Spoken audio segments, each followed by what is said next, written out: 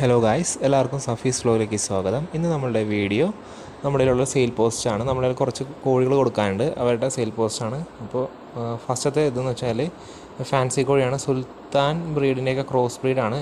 ഇത് മുട്ടയിടാറായ ഒരു പെയർ, അത് പെയർ 1000 രൂപ. ഇനി കാണുന്നത് മോട്ടലിൽ ജാപ്പനീസ് ബാൻഡം 2.5 to 3 മാസമാവാനായ കുഞ്ഞുങ്ങൾ, ഇത് പെയർ 700 രൂപ.